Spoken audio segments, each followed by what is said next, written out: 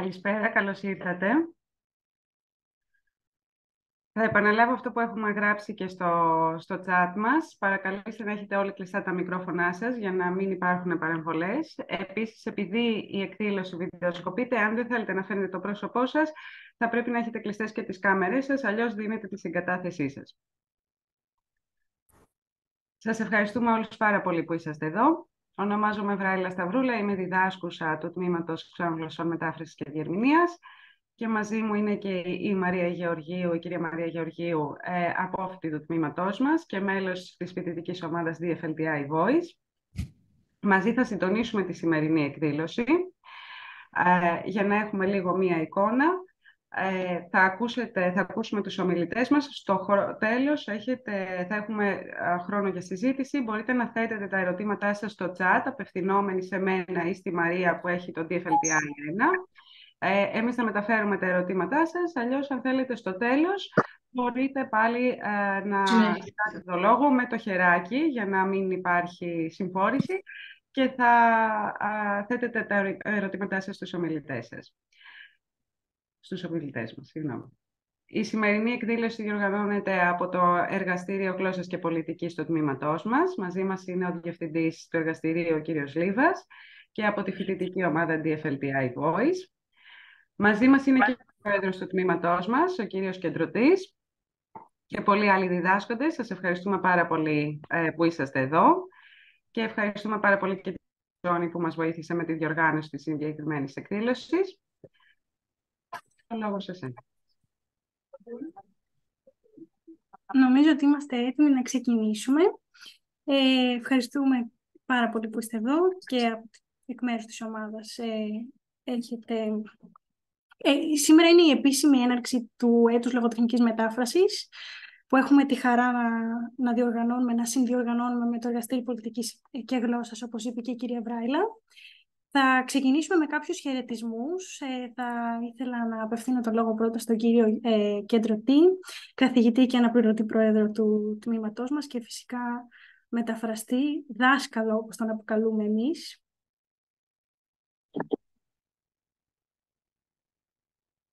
Αγαπητές φίλες, αγαπητοί φίλοι, καλώς ορίσατε όλοι στην σημερινή εκδήλωση τη διαδικτυακή, την οποία οργανώνει το DFLTI Voice, μια ωραία πρωτοβουλία του τμήματός μας, σε συνεργασία με το Εργαστήριο Γλώσσα και Πολιτική που διευθύνει ο συνάδελφος καθηγητής Σωτήρης Λίβας. Επιτρέψτε μου να χαιρετήσω πρώτα την κυρία Κουμούτσι και τον κύριο που έρχονται για πρώτη φορά στο τμήμα μας. Ο κύριος Νίκος Πρασίνης εμέσως έχει συνεργαστεί παλαιότερα. Ο Βασίλης Ολαγιώτης είναι μάλλον παλιός, οπότε τον αναφέρω τώρα. Η κυρία Μπαλοπούλου έχει διδάξει στο παρελθόν. Αυτοί θα είναι οι ομιλητές μας και θέλω να τους χαιρετήσω όλους και να τους ευχαριστήσω όλες και όλους για την συμμετοχή τους. Θα τους χρειαστούμε πάλι κατά πάσα πιθανότητα την επόμενη χρονιά να είμαστε καλά. Σχεδιάζεται να γίνει ένα συνέδριο λογοτεχνικής μετάφρασης. Ας πούμε ότι αυτό είναι κάτι σαν προετοιμασία. Ένα μεγαλύτερο συνέδριο με κάμποσες μέρες θα διαρκέσει και όποια πορίσματα, όποια συμπεράσματα θα χρησιμοποιηθούν για την ευημερία του συνεδρίου που θα οργανωθεί την επόμενη ακαδημαϊκή χρονιά. Επιτρέψτε μου 3 κουβέντες να πω όλες και όλες, γιατί δεν είναι ο ρόλος μου να μιλήσω, απλώς παρευρίσκομαι. Μεταφέρω και το χαιρετισμό του Προέδρου μας, του καθηγητή Γιάννη Καρά, σε όλους και σε όλες. Μην ξεχάσω να ευχαριστήσω και όλους τους παλιούς μας φοιτητές και τις φοιτήτριες. Μια γρήγορη ματιά που έριξα, τώρα αν αδικό και καμία μου το συγχωρήσει, είδα πολύ παλιούς φοιτητές. Ας πούμε, είδα τη φίλη μου την Νικολέτα από την Κύπρο, τη Σίμωνος, που είναι πολύ παλιά φοιτήτρια, και άλλους. Καλώς ήρθατε. Το τούξου μου είναι alma mater, όπως λέμε, και δεν ξεχνιέται και χαιρόμαστε που δεν ξεχνιέται. Λοιπόν, για τη λογοτεχνική μετάφραση διδάσκεται ανελιπώς. Όσα χρόνια υπάρχει το τόξο Ποποδού, τμήμα ξένων γλωσσών μετάφραση και διερμηνίας, η λογοτεχνική μετάφραση διδάσκεται ανελιπώς από και προς στα ελληνικά, από τα αγγλικά, τα γαλλικά και τα γερμανικά.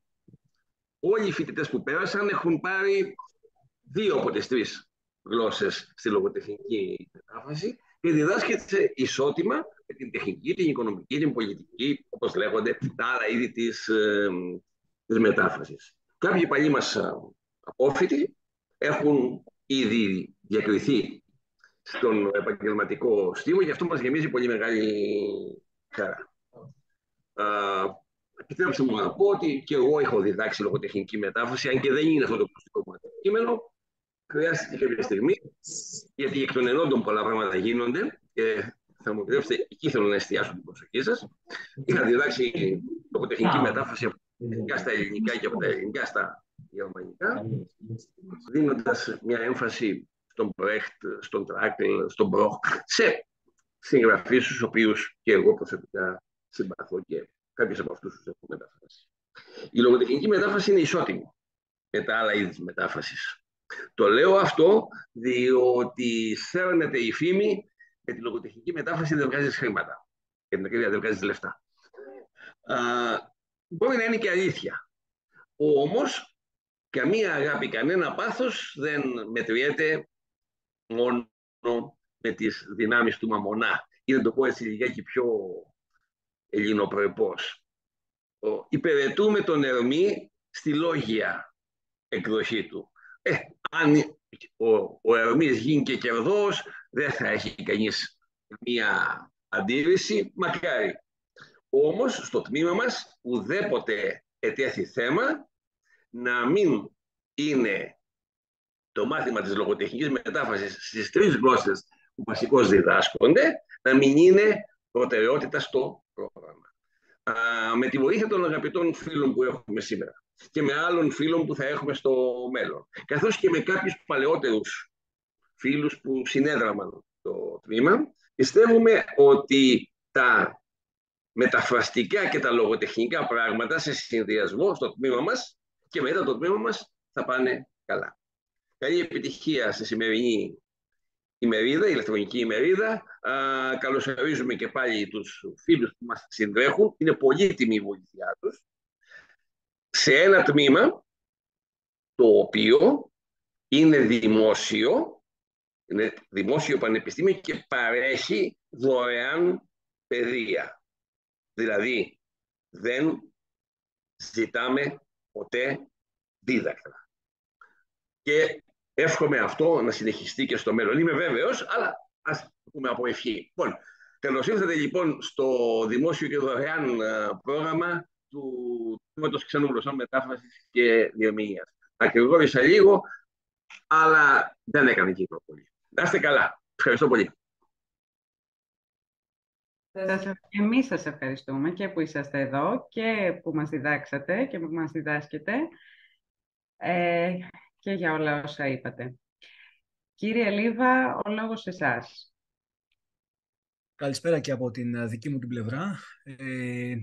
Οι χαιρετισμοί έχουν ένα λόγο που είναι σύντομοι. Συνήθως τους χαιρετισμούς βάζουν αυτούς που δεν θέλουν να τους ακούσουν πολύ, δηλαδή να τους ξεπετάξουν, να τον κεντρωτεί και εμένα. Είμαστε στην αρχή, 5 κουβέντες να πούμε και μετά να αφήσουμε τους ανθρώπους που πρέπει να μιλήσουν, δηλαδή τους ανθρώπους οι οποίοι ήρθαν εδώ για να μας βοηθήσουν σε αυτή την εκδήλωση και που αποτελούν στην πραγματικότητα τον έναν από τους 2 πολύ σημαντικούς λόγους για τους οποίους είμαι ιδιαίτερα χαρούμενος σήμερα.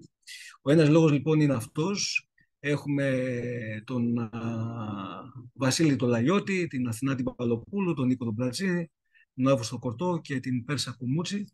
Ανθρώπους οι οποίοι έχουν ασχοληθεί με την μετάφραση σαν μεταφραστές, σαν ειδικοί μεταφράσεων, σαν κριτικοί μεταφράσεων από όλες τις πλευρές, ακόμα και σαν συλλέκτες μεταφράσεων, σαν καθηγητές και καθηγήτρες μεταφράσεων. Άρα έχουν προσεγγίσει και προσεγγίζουν τη μετάφραση και τη λογοτεχνική μετάφραση, ειδικά τη λογοτεχνική μετάφραση από διάφορες πλευρές, σε διάφορες και από διάφορες γλώσσες. Έχουμε αραβικά, ισπανικά, πορτογαλικά, αγγλικά, γαλλικά, γερμανικά, κουλουπού, δηλαδή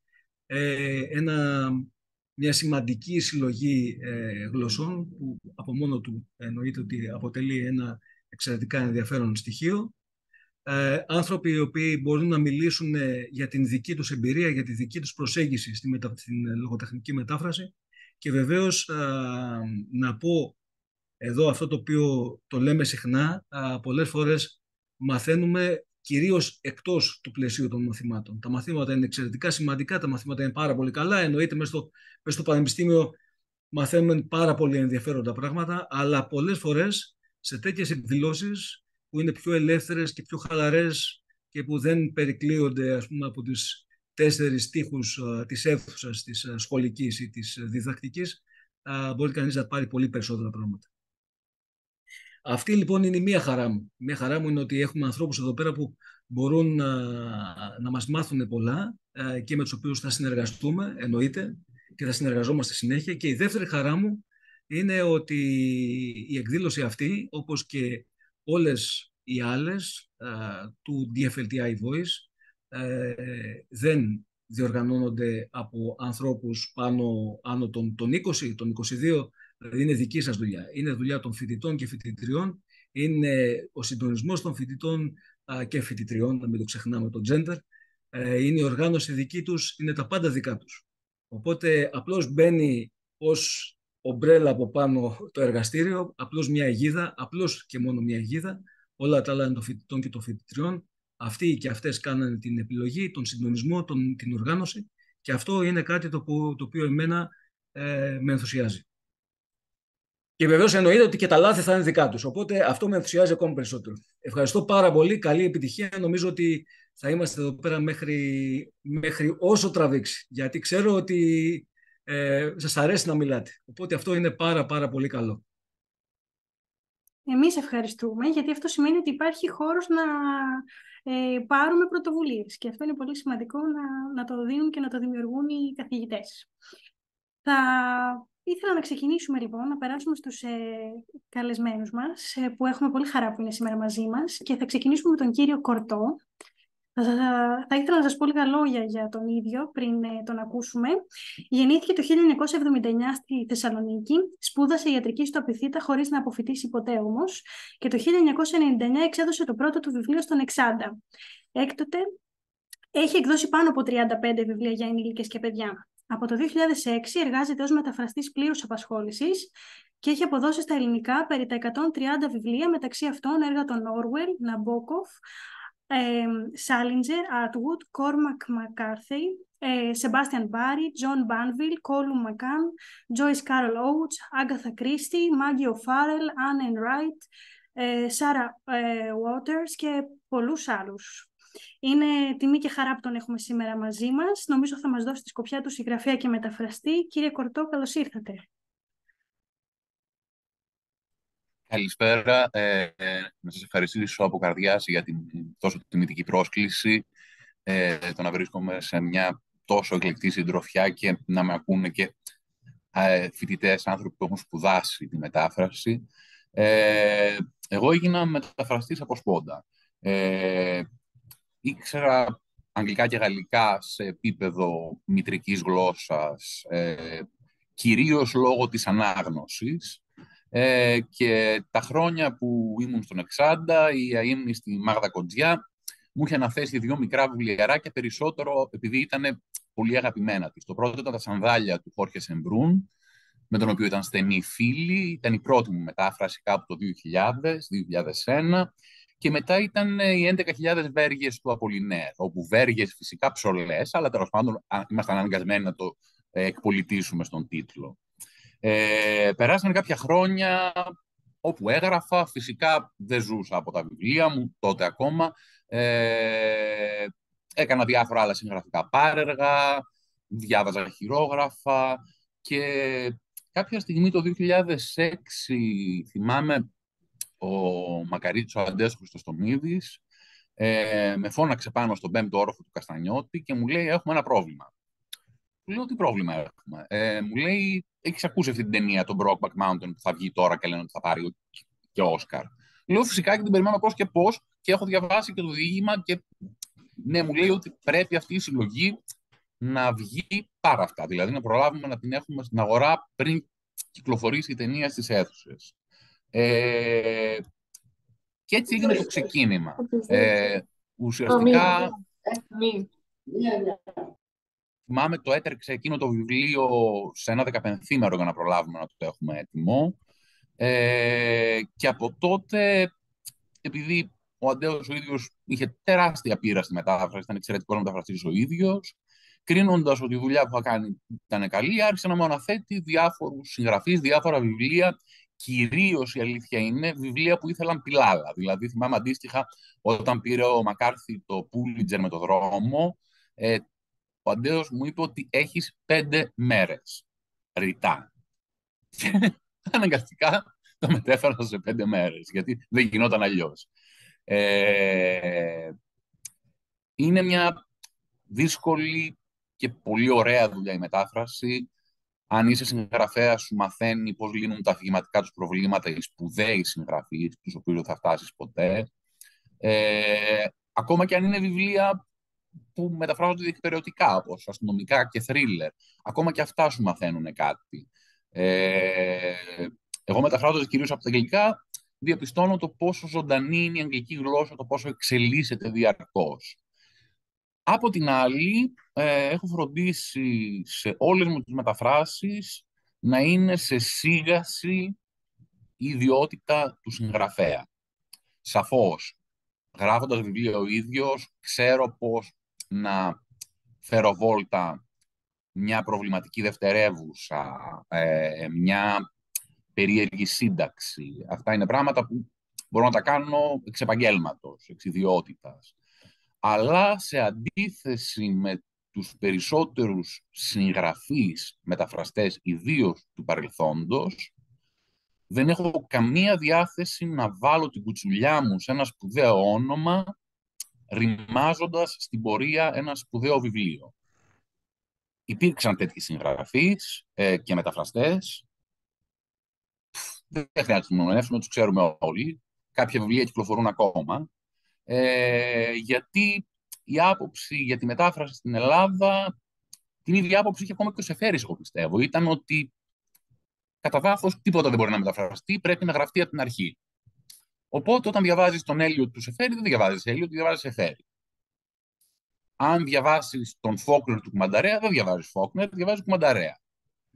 Αν διαβάσεις το Φόκνερ του Μάτεση, καλύτερα να μην το διαβάσεις το Φόκνερ του Μάτεση. Αν μπορεί να το αποφύγεις, πρέπει να το αποφύγεις. Εμένα αυτό ήταν το μάθημα που μου έδωσαν οι Έλληνες μεταφραστές, με ελάχιστες εξαιρέσεις, που ήταν και συγγραφείς, ότι άφηναν τη συγγραφική τους ιδιότητα να καπελώνει τον συγγραφέα που μετέφραζε. Αυτό είναι έγκλημα, δεν έχεις δικαίωμα να το κάνεις. Ακόμα και αν μεταφράζεις μια μαλακία, δεν έχεις κανένα δικαίωμα να την κάνεις δική σου. Πρέπει να σεβαστείς ακόμα και την ασυνταξία, ακόμα και τη ληξιπαινία. Δηλαδή, αν μεταφράζεις ένα κακό βιβλίο, πρέπει να είναι η άριστη μετάφραση ενός κακού βιβλίου. Έχω κάνει τέτοια βιβλία. Και δεν τα έκανα με μισό μυαλό, δεν τα έκανα απρόσεκτα, γιατί, επαναλαμβάνω, δεν έχω το δικαίωμα να επέμβω σε ένα ξένο έργο, είτε το θαυμάζω απεριόριστα, είτε το βαριέμαι. Αυτά έχω να πω.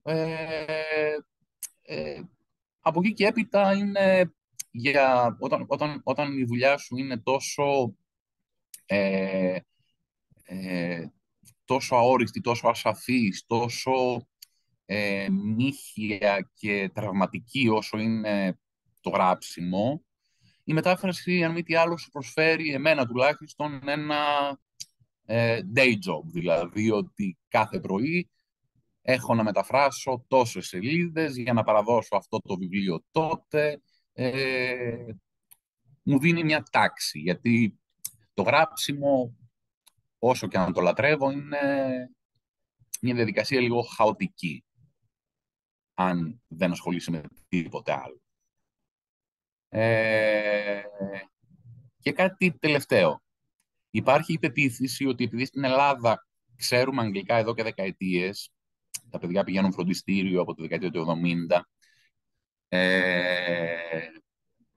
υπάρχει η πεποίθηση ότι τα αγγλικά είναι εύκολη γλώσσα για μετάφραση. Στην πραγματικότητα, και όχι μόνο επειδή έχουν το μεγαλύτερο λεξιλόγιο από κάθε άλλη γλώσσα στον κόσμο, αυτό που ανέφερα πριν, τα γαλλικά, αν εξαιρέσεις την αργό, την ιντερνετική κυρίως αργό, τα σημερινά γαλλικά είναι τα γαλλικά του 50. Είναι μια γλώσσα ζωντανή όσο είναι όλες οι υπόλοιπες, αλλά δεν έχει αλλάξει όσο αλλάζουν τα αγγλικά, τα οποία μεταβάλλονται μέρα με τη μέρα. Εγώ όταν μεταφράζω διαλόγους στα αγγλικά, πρέπει όχι μόνο να αντιληφθώ το περιεχόμενο μιας καθομιλουμένης του 2022, αλλά να την αποδώσω και στα ελληνικά του 2022. Επομένως, η πεποίθηση ότι τα αγγλικά είναι ευκολάκι και μπορεί να τα κάνει οποιοδήποτε είναι τεράστιο σφάλμα και γι' αυτό στην Ελλάδα έχουμε αριστουργηματικές μεταφράσεις από τα ρωσικά, από τα γερμανικά, από τα ιταλικά, από τα πορτογαλικά, τι να πει κανείς για τη Μαρία Παπαδήμα. Και έχουμε τις χειρότερες μεταφράσεις από τα αγγλικά. Εγώ ακόμα και τώρα, σε όλους τους εκδότες, και μιλάμε για τους μεγάλους εκδότες, πολύ συχνά από επαγγελματική διαστροφή ξεφυλίζω μεταφράσεις από τα αγγλικά και τραβάω τα μαλλιά μου.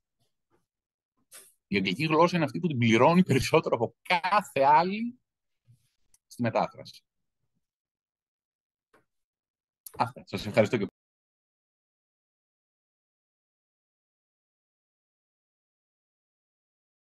εμείς ευχαριστούμε πάρα πολύ.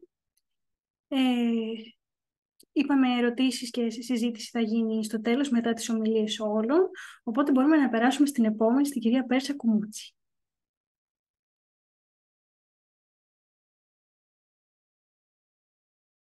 Ευχαριστούμε πάρα πολύ, κύριε Κορτό. Εγώ θα συμφωνήσω ότι τα αγγλικά είναι μια βασανισμένη γλώσσα, γιατί όλοι είναι μεταφραστές αγγλικών. Όποιον και να ρωτήσεις, εγώ μπορώ να το κάνω εξίσου καλά με έναν μεταφραστή ή με έναν που έχει πόσες χιλιάδες λέξεις. Το παιδί μου έχει lower, δώσε να το μεταφράσει εκείνο, ξέρει να το κάνει. Θα περάσουμε στην κυρία Κουμούτση.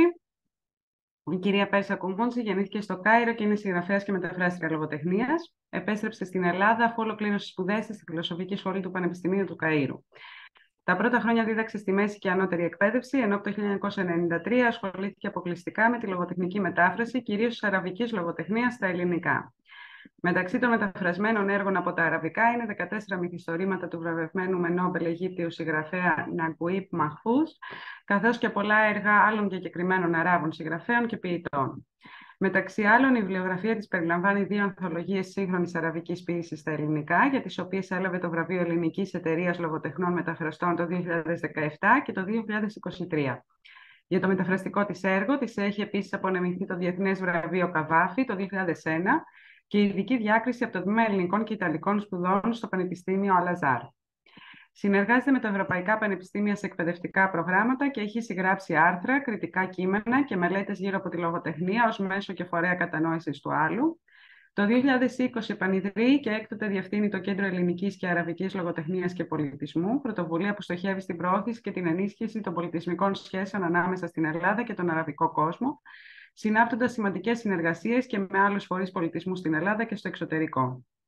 Από το 2022 παρέχει διαδικτυακά σεμινάρια λογοτεχνικής μετάφρασης αραβικά, ελληνικά και αντίστροφα, σε συνεργασία με το Εργαστήριο Γλώσσα και Πολιτική του Τμήματος Ξένων Γλωσσών, Μετάφρασης και Διερμηνίας του Ιωνίου Πανεπιστημίου. Το προσωπικό της έργο έχει επίσης διακριθεί και σημαντικό μέρος του έχει μεταφραστεί στα αραβικά. Το 2021 έλαβε το βραβείο επιτεύγματος από τον Παγκόσμιο Αραβικό Οργανισμό Χαμάτ. Κυρία Κουμούτση, ευχαριστούμε πολύ που είσαστε μαζί μας. Εγώ θα πω ότι είσαστε η πρώτη μεταφράστρια του ζεύγους αυτού που έρχεται να μιλήσει στο DFLTI Voice και στους φοιτητές μας και χαιρόμαστε πάρα πολύ, εκτός βέβαια από τα σεμινάρια που κάνετε σε συνεργασία με το εργαστήριό μας. Εγώ σας ευχαριστώ πάρα πολύ για την τιμή και τη χαρά που μου δίνετε να συμμετέχω και εγώ σε αυτή την πολύ όμορφη εκδήλωση για τη μετάφραση και να βρίσκομαι ανάμεσα σε αυτή την εκλεκτή παρέα. Όπως είπατε, ασχολούμαι με την μετάφραση εδώ και πάρα πολλά χρόνια. Φέτος κλείνω τα 30. Με μια σημαντική, θα έλεγα, παραγωγή. έχω μεταφράσει και αγγλόφωνη λογοτεχνία για βιοποριστικούς περισσότερο λόγους, αλλά αφιερώθηκα περισσότερο στην αραβική λογοτεχνία, την οποία και σπούδασα στο Πανεπιστήμιο και γνώρισα από πολύ κοντά, καθώς μεγάλωσα και στην Αίγυπτο, όπως αναφέρθηκε. Η αραβική λογοτεχνία είναι μια... Γιατί επέλεξα την αραβική λογοτεχνία, διότι αφενός είναι μια λογοτεχνία που γνωρίζω πολύ καλά, αφετέρου με γοητεύει ακόμα. Είναι πραγματικά μια πολύ ιδιαίτερη λογοτεχνία και θα σας μιλήσω με βάση αυτής της ιδιαιτερότητάς της. Έτσι, για να απαντήσω στα ερωτήματα που τέθηκαν στο mail, τι σημαίνει να μεταφράζω και μάλιστα από μια πολύ ιδιαίτερη γλώσσα, όπως είναι η αραβική, στην ελληνική γλώσσα, ή ποιες είναι οι προκλήσεις που αντιμετωπίζει ο μεταφραστής ή τι απαιτείται από αυτόν άραγε για να παράγει ένα έργο από την αυθεντική του γλώσσα στην ελληνική μας, χωρίς να το καταστρέφει, χωρίς να το παραβιάζει. Και άραγε αρκεί να γνωρίζει ο μεταφραστής τη γλώσσα από την οποία μεταφράζει και να κατανοήσει το έργο, για να κατανοήσει μάλλον το έργο που αναλαμβάνει σε όλο το βάθος, να αντιληφθεί όλες τις πτυχές, προκειμένου να με το μεταφέρει σωστά και να το αποδώσει σωστά στην δική του γλώσσα, προκειμένου την ελληνική γλώσσα. Για να απαντήσω σε όλα αυτά τα ερωτήματα, που είναι πάρα πολύ ενδιαφέροντα και θα ήθελα να έχω λίγο χρόνο για να σας τα πω, θα πρέπει πρώτα να σας μιλήσω πολύ συνοπτικά για τις ιδιαιτερότητες αυτής της λογοτεχνίας. Έχει σημασία να τις γνωρίζετε. Και για να κατανοήσετε έπειτα τα προβλήματα που μπορούν να προκύψουν, κυρίως για όσους από εσάς σκέφτονται ή επιθυμούν να ασχοληθούν με την μετάφραση της αραβικής λογοτεχνίας στο μέλλον. Πολύ συνοπτικά και εντάχει, να σας πω ότι η σύγχρονη αραβική λογοτεχνία, η αραβική λογοτεχνία, αν και μια από τις παλαιότερες, η σύγχρονη εκδοχή της, εκτός από ελάχιστες εξαιρέσεις, ήταν σχεδόν ανύπαρκτη στην Ευρώπη έως και την δεκαετία του 70. Υπήρχαν περίπου και στην Ελλάδα τις ίδιες χρονολογίες. Υπήρχαν μόνο ελάχιστα δείγματα γαλλόφωνης αραβικής λογοτεχνίας, ενώ ο εξωτισμός και η απεικιοκρατική εμπειρία αποτελούσαν τα κύρια κριτήρια για την επιλογή των τίτλων. Ας μην ξεχνάμε ότι τα περισσότερα κράτη αποτείναξαν την απεικιοκρατία τότε, στα μέσα της, μια δεκαετία πριν, τέλη με μέσα δεκαετίας του 60. Τέλη της δεκαετίας του 50 με αρχές της δεκαετίας του 60. Άρα ο αραβικός κόσμος απεικονιζόταν μέσα από τα μάτια ξένων λογοτεχνών, όχι των αυθεντικών δημιουργών. Δύο στοιχεία συνέτειναν στο να αλλάξει γνώμη ο δυτικός κόσμος για την αραβική λογοτεχνία και να στρέψει το βλέμμα του με μεγαλύτερη προσοχή. Το έχω ξαναπεί, είναι πάρα πολύ σημαντικό. Είναι τα βιβλία του Edward Said, ένας πολύ σημαντικός στοχαστής του 20ου αιώνα, και με έργα που στην ουσία αποδόμησαν αυτή την προκατάληψη που είχε ο δυτικός αναγνώστης για την αραβική λογοτεχνία, που θεωρούσε ή λογοτεχνία του εξωτισμού ή υποδέστερη σημασία έναντι των ευρωπαϊκών ή άλλων λογοτεχνιών.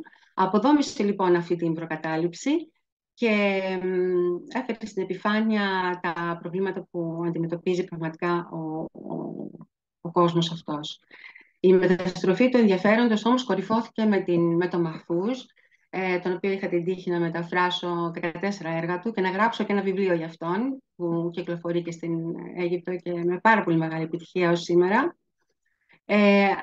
Ένα Νόμπελ λογοτεχνίας λοιπόν χρειάστηκε για να στραφεί η Δύση με πολύ μεγαλύτερο ενδιαφέρον, με αυθεντικό ενδιαφέρον στη λογοτεχνία της Ανατολής και να προσλάβει το μέγεθος και την παγκόσμια διάστασή της.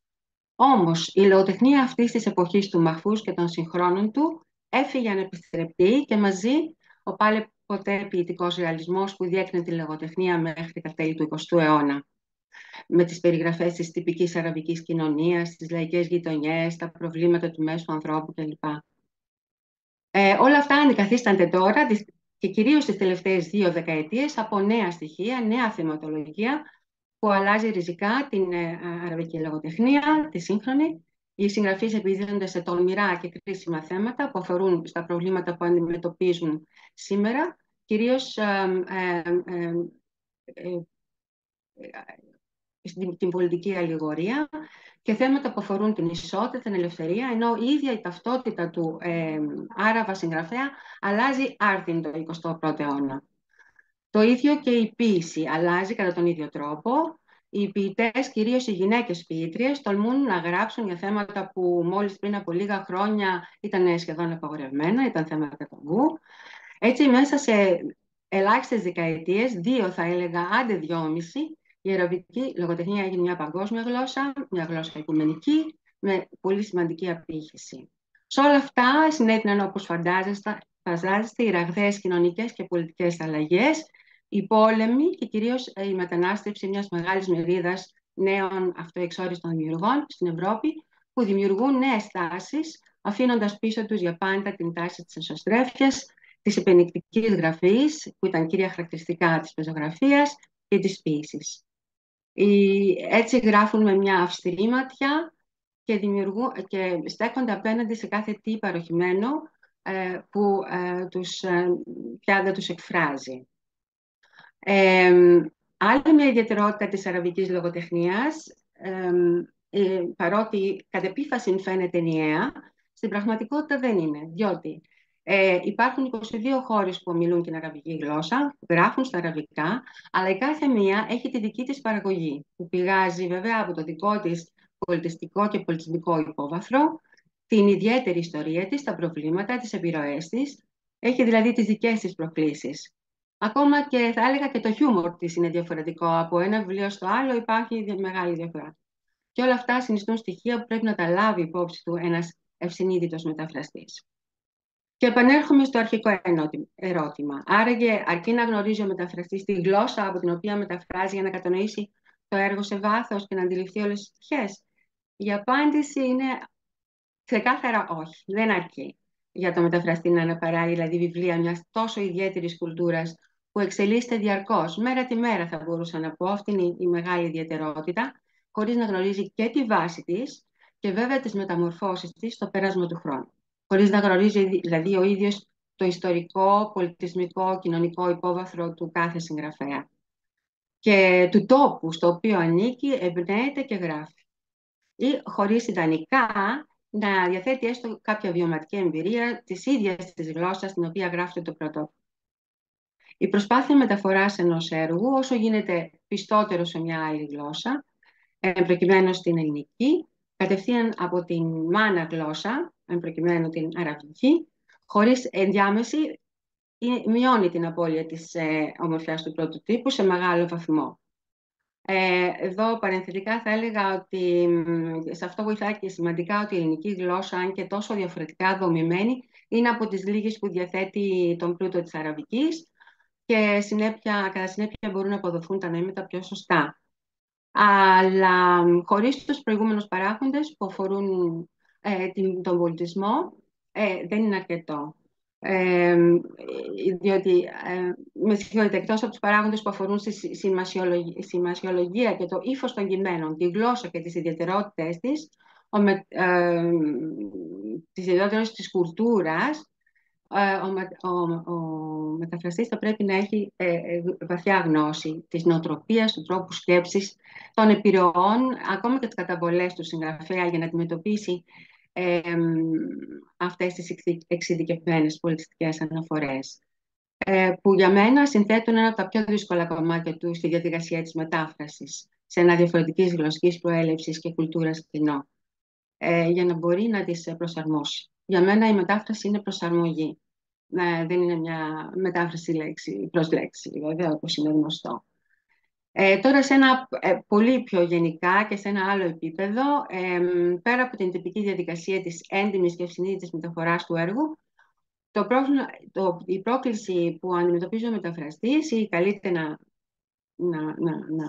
αντιμετωπίσει είναι να ανακαλύψει και το ιδίωμα του εκάστοτε συγγραφέα. Την υπόγεια όσο και υπενισόμενη όσο και πρόδειλη ή φανερή γλώσσα του, για να αναδείξει και να εφεύρει την αντίστοιχη γλώσσα και τους μηχανισμούς εκείνους που να αποδίδουν όλα αυτά στη γλώσσα του. Αυτή είναι, νομίζω, η δεύτερη σημαντικότερη πρόκληση του μεταφραστή. Να ανακαλύψει δηλαδή το προσωπικό ιδίωμα του συγγραφέα που μεταφράζει, της εσωτερικής του γλώσσας. Και για να το καταφέρει πρέπει να γνωρίζει καλά από πού ξεκινά, ποιες είναι οι επιρροές του δηλαδή.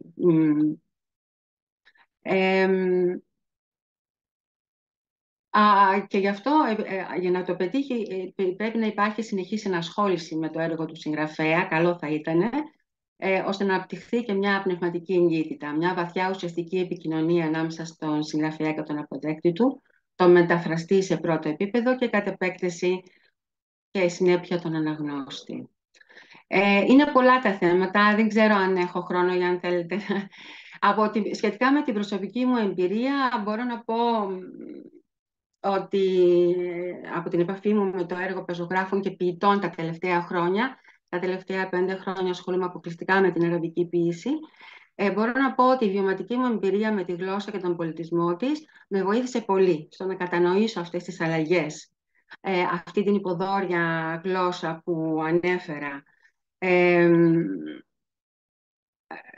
Και για μένα η μετάφραση είναι μια πολιτισμική συνδιαλλαγή, ένας διάβλος επικοινωνίας με τον άλλο και μια πνευματική συγγένεια. Έχοντας λοιπόν εντρυφήσει στο σημαντικότατο αυτό κόσμο των Αράβων, μέσω από το βίωμα, τις σπουδές μου, αλλά και την επαφή μου με το έργο τους, όπως σας είπα, για πάρα πολλά χρόνια, 3 δεκαετίες, θεωρώ ότι είμαι πολύ τυχερή και εμπλουτίστηκε και ο δικός μου δημιουργικός κόσμος εξαιρετικά.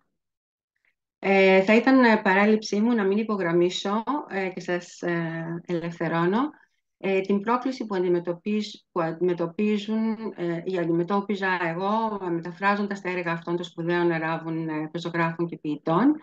Και αυτή είναι ο χειρισμός μιας ραγδαία εξελισσόμενης γλώσσας, όπως είπα, μιας γλώσσας που έχει πια γίνει πολύ άμεση, ανεπιτίδευτη, με ιδιωματισμούς και εκφράσεις που καθρεφτίζουν τις μεταβάσεις και τις αλλαγές στα ήθη, τις νοοτροπίες και τις αντιλήψεις των σύγχρονων Αράβων δημιουργών, πεζογράφων και ποιητών. Είναι ένα ταξίδι μαγικό, είμαι πολύ χαρούμενη που το έχω κάνει και πάνω στο θέμα το οικονομικό, όντως δεν εξαργυρώνονται όλα με χρήματα. Έχω πάρει τέτοιες πολύ μεγάλες χαρές που νομίζω ότι δεν θα έκανα κάτι άλλο στη ζωή μου. Αυτά για την ώρα και τα συζητάμε μετά μαζί σας αν θέλετε και αν έχετε το ενδιαφέρον να με ακούσετε περαιτέρω. Σας ευχαριστούμε πάρα πολύ. Η αλήθεια είναι ότι εγώ θα μπορούσα να σας ακούω για πάρα πολλή ώρα και φαντάζομαι και οι υπόλοιποι, γιατί έχουν πολύ ενδιαφέρον όλα όσα μας λέτε. Και προλάβατε και μία ερώτηση από αυτές που έχουμε, αν τελικά εξισώνεται κάπως το γεγονός ότι δεν πληρώνεται καλά ο μεταφραστής των λογοτεχνικών έργων. Προλάβατε, απαντήσατε.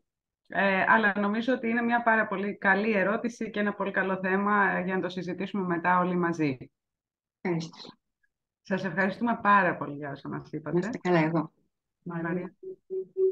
Ευχαριστούμε πολύ και συνεχίζουμε με την κυρία Μπαλοπούλου, η οποία είναι απόφοιτη του τμήματός μας, του τμήματος ξενογλώσσων μετάφρασης και διερμηνίας, της κατεύθυνσης μετάφρασης με γλώσσες εργασίας στα αγγλικά και τα γαλλικά. Από το 1997 έως το 2006 ανέλαβε τη διδασκαλία των μαθημάτων της μετάφρασης λογοτεχνίας από και προς αγγλικά και ελληνικά στο τμήμα μας και το μεταφραστικό της έργο περιλαμβάνει έργα σύγχρονης λογοτεχνίας και κοινωνικών επιστημών. Σήμερα υπηρετεί στη μόνιμη αντιπροσωπεία της Ελλάδας στην Ευρωπαϊκή Ένωση στις Βρυξέλλες και έχει ως αντικείμενο τα θέματα μετανάστευσης. Εξίσου ενδιαφέροντα αυτά που θα ακούσουμε από αυτήν την οπτική. Καλώς ήρθατε. Ο λόγος σε εσάς, κύριε Μπαλοπούλου. Σας ευχαριστώ πάρα πολύ. Καλησπέρα και από μένα σε όλους. Ήδη αυτά που έχουν ακουστεί είναι πάρα πολύ ενδιαφέροντα. Είναι πάρα πολύ ενδιαφέρον και χαίρομαι πραγματικά για το event αυτό, για την εκδήλωση αυτή, Κυρίως επειδή καταρχήν μου δίνει τη δυνατότητα να δω πάλι τους ανθρώπους του τμήματος, αλλά βασικά επειδή πρόκειται για μια πρωτοβουλία από τους ίδιους τους φοιτητές. Δηλαδή οι ίδιοι φοιτητές το διοργανώνουν, το θέλουν, το ζητάνε και ψάχνονται. Άρα ό,τι ακουστεί και στο βίντεο μετά πραγματικά θα πιάσει τόπο, γιατί δεν είναι κάτι που κάποιος άλλος σκέφτηκε ότι πρέπει να γίνει, αλλά προκύπτει πραγματικά από τη βάση, από την ομάδα των παιδιών που ασχολούνται με την μετάφραση λογοτεχνίας. Εγώ είχα τη χαρά, είμαι καταρχήν απόφοιτος, όπως είπε και η Μαρία, είμαι απόφοιτος του τμήματος και είχα τη χαρά να είμαι και διδάσκουσα για κάμποσα χρόνια του μαθήματος της μετάφρασης λογοτεχνίας, ανάμεσα με το ζευγάρι γλωσσών αγγλικά-ελληνικά. Η περίοδος εκείνη ήταν εντατική ως προς την δουλειά, αλλά είχε πραγματικά και ήταν μια πάρα πολύ πλούσια μεταφραστική, ήταν μια πολύ πλούσια μεταφραστική εμπειρία στο σύνολό της. Σκέφτηκα λοιπόν ότι αν έχω κάτι χρήσιμο να πω και να συνεισφέρω σε αυτή την εκδήλωση, θα ήταν κάποια πράγματα που είδα μέσα από αυτή την περίοδο της διδασκαλίας, μέσα από την τάξη της λογοτεχνικής μετάφρασης. Στο τμήμα μας έχουμε 3 εξάμηνα μετάφρασης, ειδικής μετάφρασης, το 3ο και το 4ο έτος των σπουδών. Τα 2 πρώτα χρόνια οι φοιτητές που παρακολουθούν μαθήματα γενικής μετάφρασης, και στην ειδική λοιπόν, στο κομμάτι της μετάφρασης λογοτεχνίας, την περίοδο που έκανα εγώ το μάθημα, θεώρησα ότι ήταν σκόπιμο η δομή να παρακολουθήσει δηλαδή θέματα, αποσπάσματα αμφιστορημάτων, αποσπάσματα παιδικής λογοτεχνίας και αποσπάσματα θεατρικών έργων, προκειμένου να έχουμε την ευκαιρία να εξετάσουμε διαφορετικά είδη και να συζητήσουμε πάνω σε αυτά. Βέβαια, ασχολούμασταν με αποσπάσματα, κάτι που με αποσπάσματα από τα κείμενα, για να μπορέσουμε να χωρέσουμε μέσα στο ακαδημαϊκό έτος όσο το δυνατόν περισσότερα δείγματα. Οι φοιτητές που επέλεγαν και πιστεύω και τώρα ακόμα επιλέγουν το μάθημα της μετάφρασης της λογοτεχνίας, αναμφίβολα ψάχνουν να βρουν μια διέξοδο στη δημιουργικότητά τους. Είτε δηλαδή δεν είναι μόνο θέμα γνώσεων, δεν είναι μόνο θέμα προτίμησης, αλλά σίγουρα έχουν κάποια ιδιαίτερη σχέση με το λόγο. Ενδεχομένως ψάχνουν να βρουν έναν τρόπο, μια διέξοδο, να γράψουν κάτι δικό τους, δεν το έχουν τολμήσει ακόμα. Ενδεχομένως και δεν είναι μόνο η αγάπη για τη λογοτεχνία, η αγάπη για την ανάγνωση και ό,τι έχουν βρει μέχρι τότε, αλλά ψάχνουν να βρουν και άλλους τρόπους έκφρασης, δικιάς τους έκφρασης, της δικιάς τους δηλαδή, της προσωπικής έκφρασης.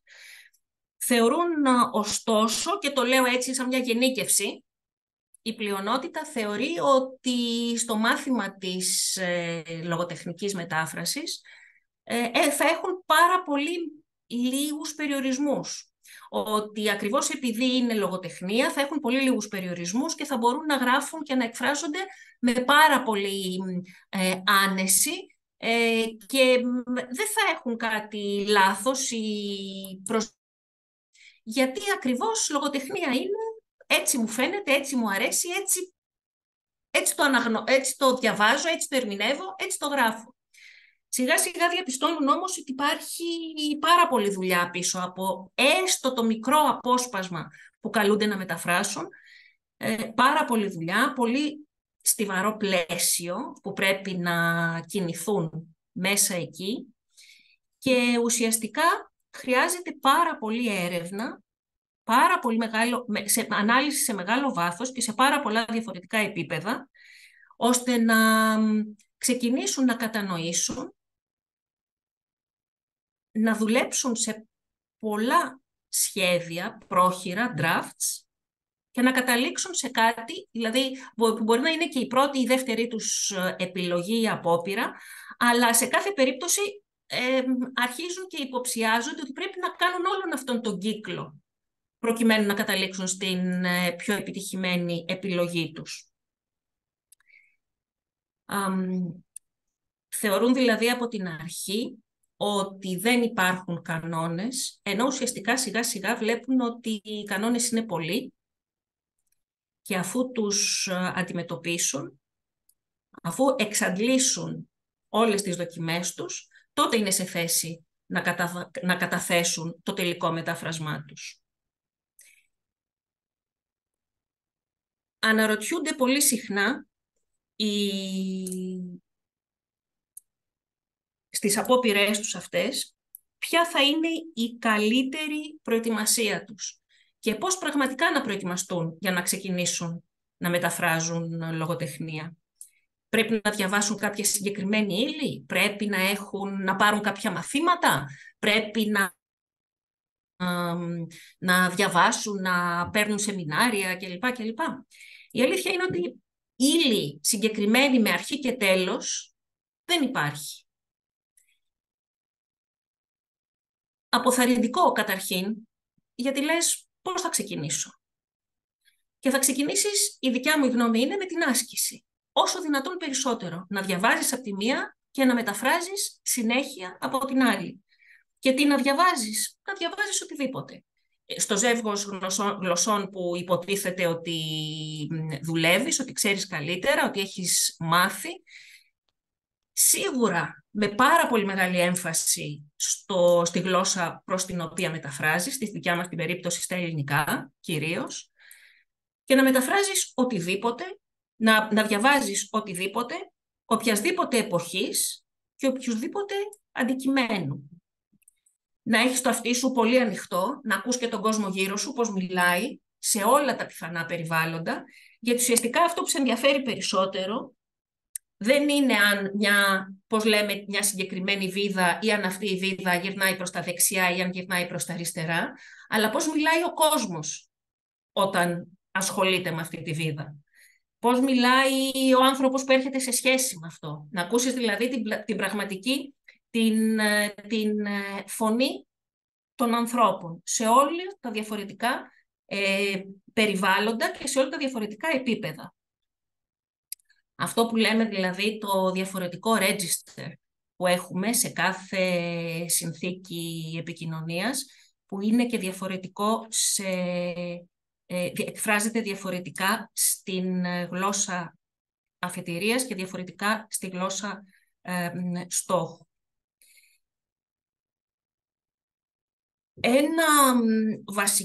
Ένα λάθος, ένα στάδιο, ας το πω στάδιο και όχι λάθος, ένα στάδιο που είδα να κάνουν όλοι όσοι δοκιμάζουν να μεταφράσουν λογοτεχνία, μου συμπεριλαμβανομένης, είναι η υπερμετάφραση. Η μετάφραση, μάλλον πάνω στο χαρτί, όλων των πληροφοριών που βλέπεις στο πρωτότυπο κείμενο. Αναλυτικά. Αυτή η αναλυτική καταγραφή ανήκει στην κατανόηση, ανήκει στην ερμηνεία, ανήκει στην κατανόηση, ανήκει στο πρώτο σχέδιο που θα μεταφράσεις, που θα γράψεις. Για να σιγουρευτείς ότι το έχεις καταλάβει καλά, να σιγουρευτείς ότι έχεις όλα τα στοιχεία μέσα και από εκεί και πέρα στο δικό σου το χαρτί, στη δικιά σου το εγώ. Και από εκεί και πέρα ξεκινάς μια διαδικασία σύνθεσης και αφαίρεσης. Σύνθεσης και αφαίρεσης. Ούτως ώστε, ας πούμε, ότι θα κάνεις 20 σχέδια μέχρι να καταλήξεις σχηματικά, μέχρι να καταλήξεις στο τελικό σου κείμενο, θα έχεις διαρκώς αυτή τη μετατόπιση. Θα τροποποιείς συνέχεια προς μια κατεύθυνση, θα αφαιρείς και θα συνθέτεις και θα αφαιρείς. Και χρειάζεται μεγάλη έρευνα και σημασιολογική και στο λεξιλογικό και στο επίπεδο των λέξεων και, όπως είπε και η προηγούμενη ομιλήτρια, στο βίωμα και στην ιστορία, αλλά και στη συγχρονία και των δύο γλωσσών. Οπωσδήποτε χρειάζεται να επισκεφθείς τον τόπο όπου μιλιέται η γλώσσα από την οποία μεταφράζεις ή το περιβάλλον, εκεί όπου λαμβάνει χώρα αυτό για το οποίο μεταφράζεις. Για να δεις και ο ίδιος με τα μάτια σου, και όχι μόνο με τα μάτια της φαντασίας και της ψυχής, το τοπίο, να το αντιληφθείς εσύ ο ίδιος καλύτερα. Βοηθάει στη γνώση όλων αυτών που πολύ συχνά δεν μπορείς να αντιληφθείς ή να εκφράσεις. Και θα βοηθήσει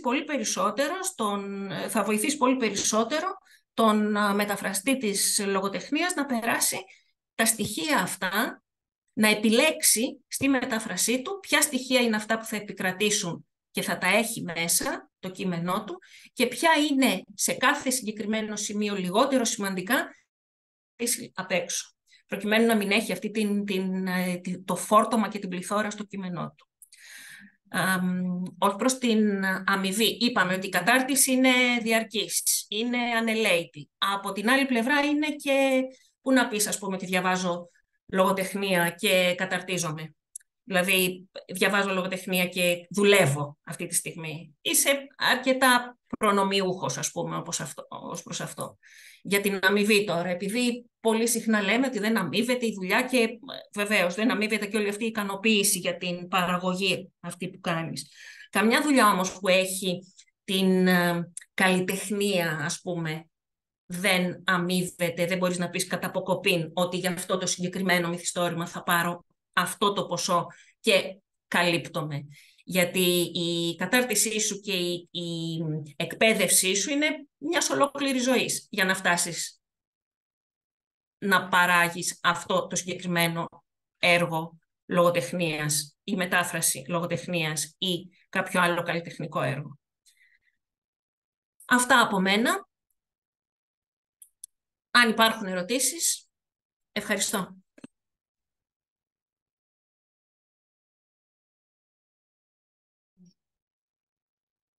Ευχαριστούμε πάρα πολύ. Νομίζω μας καλύψατε, δεν ξέρω. Καταλαβαίνω την αλληλουχία και πώς αυτά που ακούμε και εμείς σήμερα υπάρχουν και από παλιότερους που έχουν περάσει από το τμήμα, έχουν διδάξει και έχουν επίσης διαμορφωθεί στο πλαίσιο του τμήματός μας. Μ' αρέσει που υπάρχει μια κοινή αντίληψη στους περισσότερους γύρω από τη μετάφραση, πόσο μάλλον τη λογοτεχνική μετάφραση. Νομίζω ότι αν υπάρχουν ερωτήσεις μπορούν να μας τις γράψουν στο chat και να τις συζητήσουμε αργότερα. Και είναι ώρα να περάσουμε στον κύριο Λαλιώτη.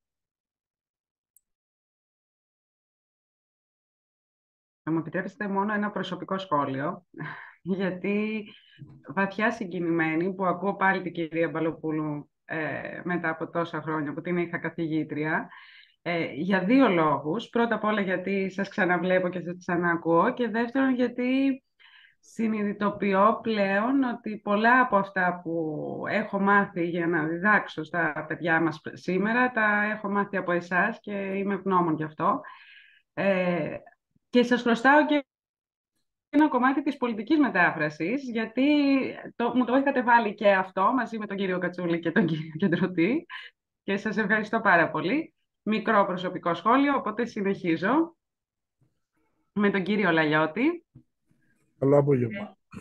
Καλησπέρα σας. Ο κύριος Λαλιώτης γεννήθηκε το 1959 στην Αμαλιάδα, σπούδασε πολιτικές επιστήμες στην Αθήνα και ισπανικά στη Σαλαμάνκα. Έχει συνεργαστεί με πολλούς εκδοτικούς οίκους και λογοτεχνικά περιοδικά. Ζει και εργάζεται στην Αθήνα. Έργα του: η Μαθητεία της Πλοκής το 1985, το Τραγούδι της Επιστροφής το 1989, η Ζωοφόρος το 1994, το Έντοξο Πένθος το 1997, η Μνηστή της Κορίνθου το 2008 και πολλά άλλα. Έχει μεταφράσει έργα του Λόρκα, τον ποιητή στη Νέα Υόρκη, το Ταξίδι στη Σελήνη, τον Τιβάν Ταμαρίτ, Θρήνος για τον Ιγνάθιο Σάντσεθ Μεχίας, Έχει μεταφράσει επίσης Παύλο Νερούδα, Χούλιο Κορτάσαρ, Ραμόν Γκόμεθ Τελασέρνα, δεν είναι καλά τα ισπανικά μου, ζητώ συγγνώμη, και Μιγγέλ Ερνάντες. Κύριε Λαλιώτη, καλώς ήρθατε. Καλώς σας βρήκα. Λοιπόν, εγώ είμαι αυτοδίδακτος. Δεν έχω καμία σχέση με καμιά σχολή μετάφρασης. Την εποχή μου δεν υπήρχαν τέτοια πράγματα. Ό,τι θεωρία μετάφρασης έχω είναι η θεωρία αυτού που φτιάχνει μπουζούκια και που, παρατηρώντας το ξύλο που δούλευε με τα χρόνια, και αν έχει κάποια ικανότητα μετάφρασης, να μπει κάποιες παρατηρήσεις. Αυτό σημαίνει ότι η μετάφραση για μένα είναι κάτι πολυτελές, άρα μην μιλάτε για χρήματα, αλλά θα επισημάνω εδώ ότι η μετάφραση στον χώρο του βιβλίου είναι η μοναδική ενασχόληση μαζί με τη διόρθωση, αυτή την άδοξη διόρθωση κειμένων, που δίνει κύρος. Μπορεί να μην δίνει χρήματα η μετάφραση, αλλά δίνει κύρος. Κύρος που σπάνια δίνει το πρωτότυπο λογοτεχνικό έργο σε κάποιον που είναι λογοτέχνης και μεταφραστής. Αν υπάρχει μια θεωρία για τη μετάφραση που κάνω εγώ, τη βρήκα στην άγρια σκέψη του Κλοντ Λεβί-Στρός, εκείνο το περιβόητο κεφάλαιο που μιλάει για τον μπρικολάζ. Δεν ξέρω αν το ξέρετε, δεν είναι μια σελίδα. Ψάξτε να το βρείτε, γιατί δείχνει ποια είναι η λογική του ανθρώπου που πρέπει να φτιάξει ένα πράγμα με στοιχεία που δεν έχουν ομοιογένεια σε σχέση με την δουλειά που κάνει ένας επιστήμονας που ακολουθεί τη λεγόμενη επιστημονική σκέψη. Θέλω να δώσω κάτι πρακτικό στα παιδιά,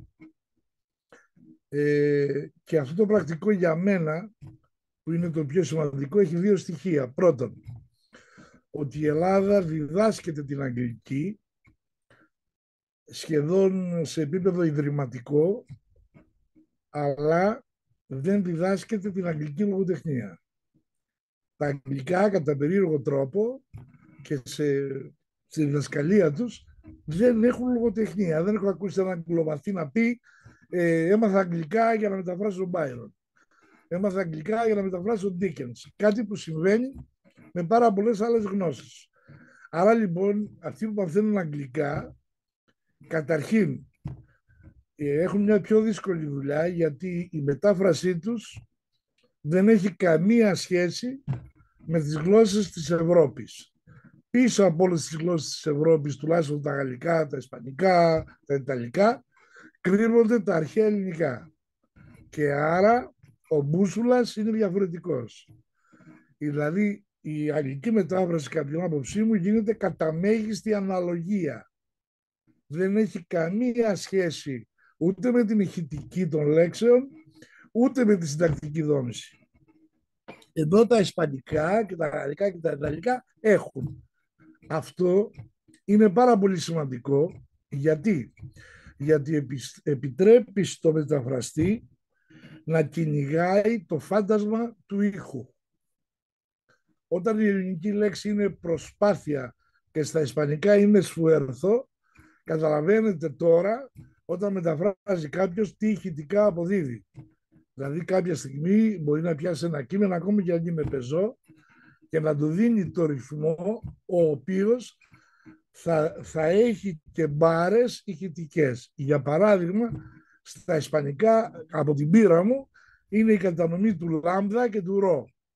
Αν μέσα σε ένα κείμενο μπορείς να κατανέμεις τα λάμδα και τα ρο κατά τη στοιχεία με τα ισπανικά, δεν χρειάζεται να είναι στην ίδια θέση, αλλά να είναι στον ίδιο αριθμό, δημιουργείται έντονα ψευδαίσθηση και μια ηχητικής απομίμησης. Αυτό είναι το ένα. Το λέω γιατί είναι θέμα πρακτικής. Το δεύτερο που θεωρητικά παρατηρώ είναι αυτό που λέω η άμποτη του εγκυκλοπαιδισμού. Το μεγαλύτερο πρόβλημα που αντιμετωπίζουν νομίζω τα νέα παιδιά και οι μαθητές μου που κάνουν ισπανικά και τους βάζω να κάνουν κάποια μετάφραση είναι το θέμα του εγκυκλοπαιδισμού. Όταν δίνω σε μια αριστούχο φοιτήτρια της νομικής να μεταφράσει Μπολάνιο και έχει τη λέξη Λόχνες και η μαθήτρια αυτή που είναι αριστούχος της νομικής δεν ξέρει το τέρας του Λόχνες, σημαίνει ότι εδώ έχουμε κάποιο πρόβλημα. Σοβαρό πρόβλημα. Και το πρόβλημα αυτό τι λέει? Ότι άνευ της εβραϊκής, της αρχαίας ελληνικής και ένα μέρος της γενικότερης ευρωπαϊκής μυθολογίας δεν μπορείς να καταλάβεις τη λογοτεχνία. Οι τρέχουσες μεταφορές σε εμάς που παλιότερα τα ξέραμε αυτά και είχαμε κυκλοπαιδική μόρφωση δεν αποδίδονται αν δεν έχεις γνώση αυτού του πράγματος. Τι σημαίνει τώρα αυτό? Ότι πρέπει να διαβάσουμε όλη τη λογοτεχνία? Όχι. Ευτυχώς υπάρχει ένα ζήτημα πολύ ενδιαφέρον. Ότι ενώ τα βιβλία είναι άπειρα, τα ύφη είναι πεπερασμένα. Δεν υπάρχουν, δηλαδή ο Φλομπέρ που δημιουργεί ένα ύφος. Το ύφος αυτό το αποδημούνται δεκάδες συγγραφείς. Ο Ντίκενς φτιάχνει ένα ύφος. Το αποδημούνται δεκάδες συγγραφείς ακόμα και στα Ιαπωνέζικα. Που σημαίνει τι? Ότι ένας καλός μεταφραστής αυτό που πρέπει να κάνει είναι να μην διαβάζει λογοτεχνία έτσι, αλλά πρέπει να διαβάζει λογοτεχνία επιζητώντας την εξάσκηση στο ύφος. Ας πούμε για παράδειγμα, ο Οδυσσέας του Τζόις είναι Ευαγγέλιο, όχι γιατί είναι η ιστορία του Τζόις, αλλά γιατί μας δίνει γρήγορα 18 ύφη. Έτσι, μάνι, έχουμε 18 ύφη στην τσέπη. Αλλά δεν είναι παραπάνω από 50 όλα, από ό,τι έχω εντοπίσει εγώ. Τόσα είναι. Καμιά 50. Άρα, ξέρεις, για παράδειγμα, ότι ο Φόκνερ είναι κάπου ανάμεσα στο εσωτερικό μονόλογο του Τζόις και του Μπέκετ. Εκεί κάπου ανάμεσα υπάρχει. Και πολλοί άλλοι συγγραφείς, οι οποίοι δεν κάνουν τίποτα άλλο παρά να παραλάσουν και κυρωμένα και φημισμένα ύφη. Και αυτό το λέω γιατί μπορεί κάποια στιγμή, με πολύ έτσι λίγη προσπάθεια, να εντοπίσουμε τα 50-60 βιβλία που χρειάζονται για να έχει κάποιος την ικανότητα να έχει τη δυνατότητα να προσεγγίζει ύφη. Από εκεί και πέρα η δουλειά που κάνω εγώ επειδή έχω διατρέξει αυτά τα ύφη είναι να αγκιστρώνω κάθε κείμενο που μεταφράζω από τα ισπανικά σε ελληνικές εκτιλήξεις του. Γιατί υπάρχουν. Δεν υπάρχει κείμενο στα ισπανικά οσοδήποτε πειραματικό κι αν είναι που να μην έχει και μια δυστυχία στα ελληνικά. Γιατί εμείς τους Ισπανούς ανήκουμε στον ίδιο κύκλο το πολιτιστικό. Όπως εμείς ξέρουμε τους υπεριαλιστές, τους ξέρουν και αυτοί. Και όπως εμείς κάναμε πειράματα εδώ, έκαναν και αυτοί.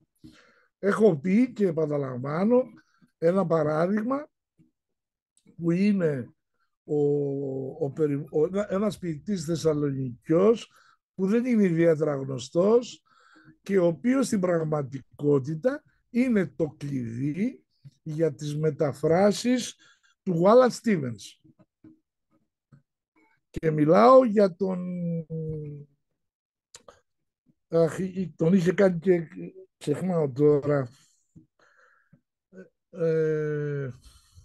Δεν πειράζει να τον θυμηθώ μετά και θα σας το πω. Το λέω γιατί κάποιος ήρθε και μου έφερε 300 σελίδες μεταφράσεις του Wallace Stevens.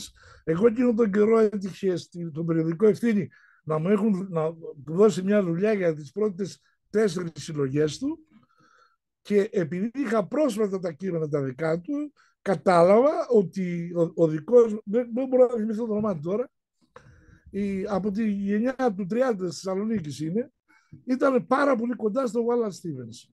Έδωσα λοιπόν στο μεταφραστή τα ποίηματα του, πώς το λένε ρε παιδί μου, ήταν από τη Μυτιλήνη, ρε Γιώργο. Όχι ο Θασίτης, ο άλλος, ο πιο παλιός, ο φιλόλογος. Ο Δέλιος. Όχι, ο φιλόλογος που είχε... Ο Γιώργος Δέλιος. Όχι, ο φιλόλογος που ήταν από τη Μυτιλήνη και έμενε στη Θεσσαλονίκη. Αρχίζω και κερνάω. Λοιπόν, και του έδωσα τα ποίηματα και μετά από 6 μήνες έφερε τη μετάφραση έτσι, έχοντας αφαιρέσει πάρα πολλά... Τον Θέμελη λες. Ναι, μόνο το Θέμελη, τον Γιώργο Θέμελη. Έχοντας αφαιρέσει πάρα πολλά στοιχεία υπερμετάφρασης. Αυτός είναι πολύ ωραίος όρος που υπήρχαν. Και βέβαια στα αγγλικά, επειδή ακριβώς δεν είναι γλώσσα με ρίζα αρχαιοελληνική, οι υπερμεταφράσεις είναι το μεγαλύτερο πρόβλημα. Ενώ στις άλλες γλώσσες όχι τόσο, γιατί η οικονομία είναι πίσω από την αρχαία ελληνική και έχουν περίπου την ίδια οικονομία. Για μένα λοιπόν αυτό είναι το πρακτικό της υπόθεσης, δηλαδή πώς θα καλυφθεί η άμμοτη του εγκυκλοπαιδισμού, που την ίδια στιγμή υπάρχει ευκολία σήμερα με το διαδίκτυο να βρουν πληροφορίες για οτιδήποτε. Δεν ξέρω. Τα τελευταία χρόνια από τα ισπανικά έχουμε τις υπερβολικά σχολιασμένες εκδόσεις, όπου σχολιάζουν και το παραμικρό που υπάρχει, το παραμικρό κράκ που υπάρχει μέσα στο βιβλίο. Οπότε ξυπνάμε στην ανάγνωση και κοιμούμαστε στα σχόλια, όπως έλεγε και ο Γόκος, ο φιλόσοφος. Λοιπόν, πιστεύω ότι σε κάποιο μέλλον, αν συνεχίσουμε έτσι αυτή η λεξιπαινία, θα έχουμε μεταφράσεις πανευρωπαϊκά, όπου θα παραθέτουν από κάτω σε σημειώσεις όλα τα εγκυκλοπαιδικά στοιχεία που πια δεν θα αποτελούν κοινό κτήμα. Εκεί πιστεύω ότι θα πάμε. Εκεί πάμε. Εγώ διαβάζω κάτι κείμενα νεαρών τώρα που είναι εκεί της ΛΟΑΤΚΙ, αυτοί που χρησιμοποιούν ορολογίες, και η αγγλική εκεί όχι κυβερνάει απλώς. Εγώ είμαι συνέχεια στο λεξικό για να βρω τι εννοούν. Και δυστυχώς αμάσει τα αγγλικά τα οποία χρησιμοποιούν, χωρίς να υπάρχει αυτή η προσπάθεια. Και όλα αυτά στην Ελλάδα, γιατί ζούμε ιδεολογήματα.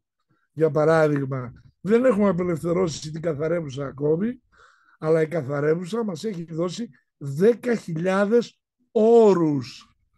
Ο συνδετήρας, η γραφομηχανή, το περφορατέρ που λέει χαρτοπιεστήρας, όλη η ορολογία η μηχανική. Αν πάτε εκεί στο εικονόγραφο του Μποστατζόγλου, θα δείτε ότι είναι έργο της καθαρέμουσας.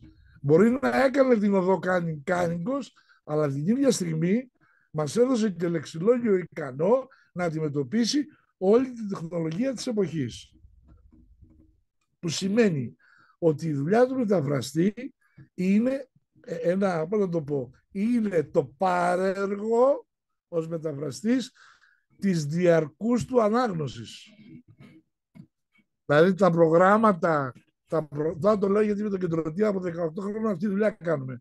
Τα προγράμματα τα αναγνωστικά που είχαμε βάλει, ότι δεν έχουμε βουλιάξει και απαντήσαμε και κάναμε και 10-15 μεταφράσεις, το θεωρώ πολύ σημαντικό, ότι έχουμε ψυχική υγεία, γιατί αλλιώς θα μπορούσαμε να έχουμε βουλιάξει μέσα στις αναγνώσεις μας. Δεν θα μπορούσαμε να σταματήσουμε. Έτσι. Και εγώ και σήμερα που σας μιλάω, διαβάζω 30 σελίδες τη μέρα. Okay. Εγώ θέλω να πω κάτι άλλο τελειώνοντας, ότι είμαι παιδί των μεταφράσεων. Δεν έχω διαβάσει ελληνική λογοτεχνία ιδιαίτερα, παρά μόνο για τα ύφη. Ας πούμε κάτι Μυριβίλιδες και κάτι Βενέζιδες, εμένα βγάζω σπυράκια. Έχω διαβάσει όμως όλους τους Έλληνες μεταφραστές, τους οποίους αγαπώ, εκτιμώ, ξέρω μεταφραστές, ας πούμε για παράδειγμα από τα αραβικά, τον κύριο Τρικογλίδη που μετέφραζε, ή τον κύριο Πεντάκη που μετέφρασε το Κοράνιο σε καθαρεύουσα πριν από 1 αιώνα, κάποιον άλλο κύριο που μετέφρασε Ινδούς κτλ. Θέλω να πω δηλαδή ότι για όλους αυτούς με τα χρόνια έχουμε μαζέψει ένα ολόκληρο καλάθι με υλικά τα οποία τα χρησιμοποιούμε κατά βούληση.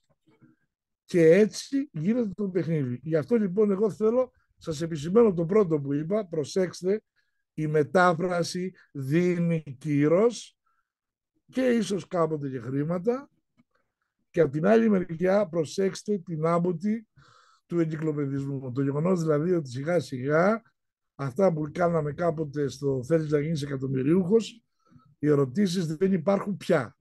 Από τη στιγμή που χάνουμε αυτό το κοινό επίπεδο, τα λεγόμενα συμφωνημένα υπονοούμενα, χάνουμε την ίδια τη δυνατότητα και να απολαμβάνουμε και να μεταφράζουμε λογοτεχνία. Ό,τι ερωτήσεις θέλετε μετά, στη διάθεσή σας. Να είστε καλά. Εμείς ευχαριστούμε πάρα πολύ. Νομίζω ότι έχουμε ήδη καλύψει τον βασικό σκοπό. Θα συμβάλλει φυσικά και ο κύριος Πρατσίνης, που είναι ο τελευταίος ομιλητής μας σε αυτό. Αλλά ο βασικός σκοπός της σημερινής ημερίδας ήταν αυτό ακριβώς που λέει ο τίτλος της, The Path and the Passion of Translation. Να δούμε δηλαδή διαφορετικές οπτικές. Βλέπουμε διαφορετικές γλώσσες τόση ώρα. Βλέπουμε ανθρώπους που έχουν κάνει σπουδές μεταφραστικές ή ανθρώπους που είναι αυτοδίδακτοι, ανθρώπους που είναι συγγραφείς και μεταφραστές σε διπλή ιδιότητα και προφανώς χειρίζονται διαφορετικά ίσως το λόγο. Εμένα αυτό με κάνει πάρα πολύ χαρούμενη. Θα ήθελα να πάμε και στον κύριο Πρατσίνη πριν συζητήσουμε και δούμε ερωτήσεις.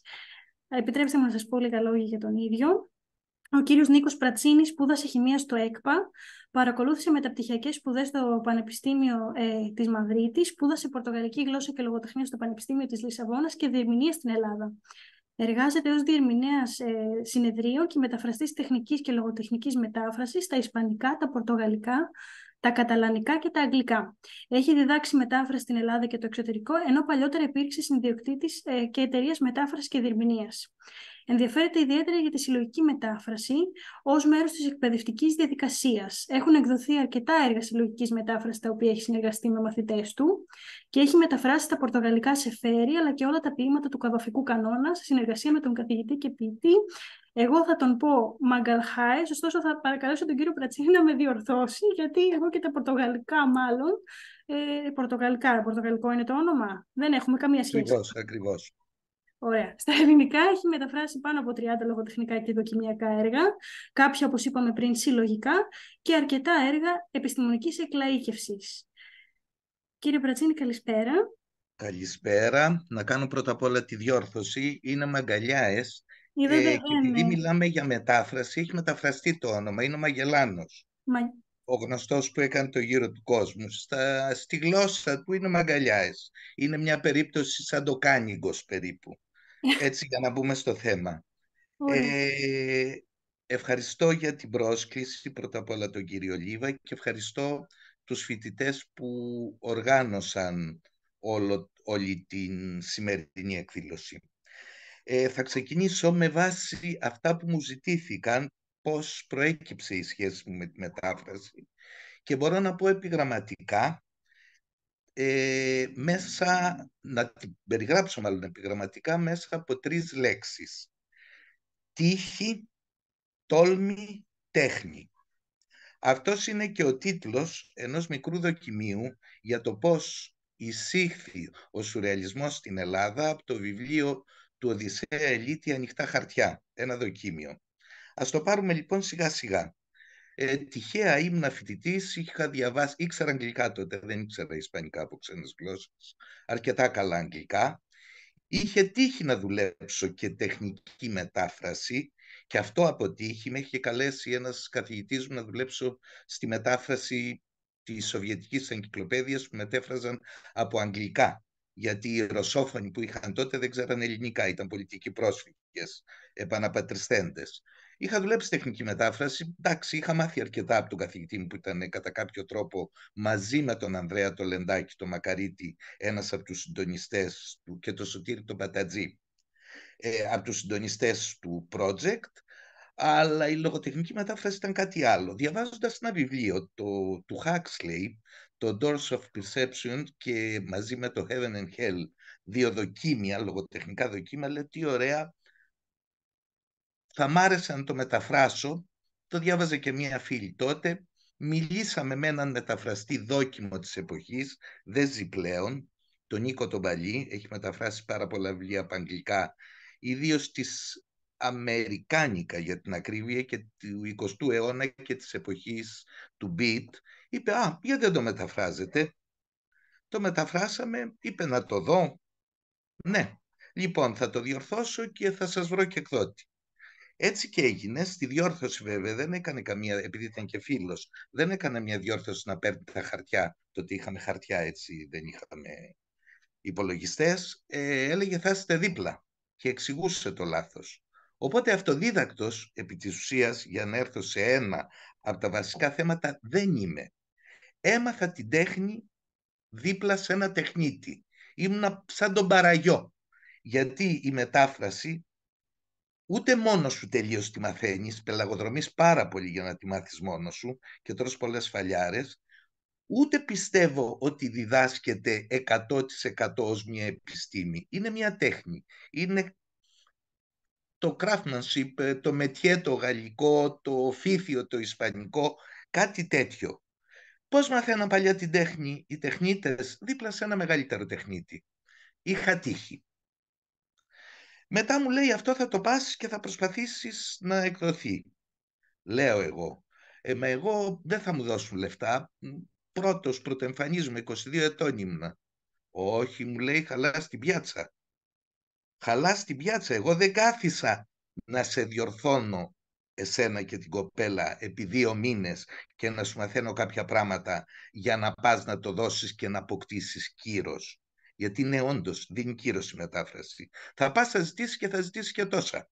Και είναι καλή μετάφραση και αν σου πούν και τίποτα θα πεις, έχει γίνει μια πρώτη επιμέλεια και μπορεί να πεις και το όνομά μου. Ήταν γνωστό στην πιάτσα. Αυτό και έκανα και όντως καλοπληρώθηκε αυτή η μετάφραση. Λοιπόν, τύχη, τόλμη και τέχνη που είχα αρχίσει σιγά σιγά να αποκτώ.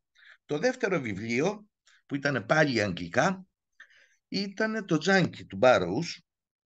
Πολύ δύσκολη δουλειά. Αυτό έμαθα κάτι άλλο. Αναγκάστηκα να μάθω τον κόσμο της πρέζας. Δηλαδή έμαθα πέρα από τα νομινάλια, ο λίγον τι και τα ρεάλια. Θα μάθετε αυτούς τους όρους με τους καθηγητές σας, αν δεν τους έχετε μάθει ήδη στο πανεπιστήμιο. Δηλαδή ποιος είναι αυτός ο κόσμος, γιατί είναι ένας κόσμος που αν δεν τον έχει ζήσει κανείς είναι αρκετά ξένος, όπως ο κόσμος των Ρωμά, ίσως και πιο ξένος από τον βουλγαρικό νορμάλ κόσμο σαν το δικό μας ή τον γαλλικό. Είναι δίπλα μας. Γιατί στη μετάφραση παίζει μεγάλη σημασία ο λόγος που έρχεται, από ποιο κόσμο έρχεται, από ποιο πολιτισμικό πλαίσιο. Για μένα η μετάφραση κατά ένα 50% είναι μια φιλολογική, γλωσσολογική θα έλεγα εργασία και κατά ένα 50% ανήκει σε αυτό που θα λέγαμε πολιτισμικές σπουδές. Η δυσκολία του πανεπιστημίου, του κάθε πανεπιστημίου, γιατί έχω δει προγράμματα πολλών πανεπιστημίων, είναι να καταφέρει να τα ισορροπήσει αυτά τα δύο. Ήμουνα λοιπόν ήδη μεταφραστής, αλλά πήρα μια υποτροφία, πήγα στην Ισπανία, μετά πήγα στην Πορτογαλία. Στην Πορτογαλία για δεύτερη φορά διδάχτηκα μετάφραση, γιατί ένα από τα μαθήματα του τελευταίου έτους της φιλολογίας ήταν και μετάφραση από ξένες γλώσσες στα πορτογαλικά. Εκεί είδα τη δυσκολία από μια ξένη γλώσσα να μεταφράζει σε άλλη ξένη γλώσσα.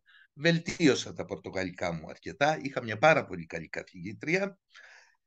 Βελτίωσα σχετικά και τα αγγλικά μου. Κατάλαβα όμως ότι το σημαντικότερο για το προϊόν, δηλαδή αυτό βάσει του οποίου θα κριθείς, το σημαντικότερο δεν είναι κατά βάθος, αλλά αυτό είναι σειρά μαθημάτων. Το σημαντικότερο είναι η γλώσσα στόχος να στέκει, να πείθει, να είναι ένα πράγμα διαβαστερό, όσο είναι διαβαστερό, χρησιμοποιώ αυτόν τον όρο, και το πρωτότυπο. Ο όρος αυτός κατ' εμέ έχει δημιουργηθεί από έναν κύριο που δεν είναι πια ανάμεσά μας, τον Δημήτρη τον Αρμάο, κοινό φίλο με τον Γιώργο τον Κεντρωτή.